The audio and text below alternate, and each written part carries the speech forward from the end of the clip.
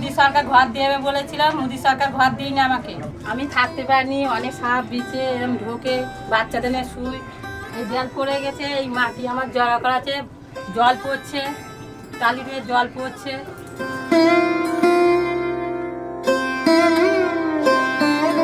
কিন্তু তারা ভুলে গিয়েছিল বাংলার মাটি দুর্বল নয়।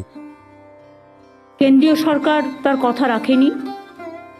গত 3 বছর ধরে আবাস যোজনার টাকা দেয় না। 100 দিনের কাজের টাকাও আপনারা জানেন প্রায় 59 লক্ষ লোককে আমরা টাকা দিয়েছি, প্রায় 2700 কোটি টাকা রাজ্য সরকার এক্সচেকার থেকে গেছে। যখন দিল্লি মুখ ফিরিয়ে নিল তখন বাংলার অগ্নিকন্যা ঘোষণা করলেন, কারো কাছে হাত পাতব না, বাংলার গরিব মানুষের বাড়ি বাংলার নিজের টাকাতেই হবে। আমার দরকার নেই তোমাদের দয়ায়, আমরা বিকল্প করতে জানি।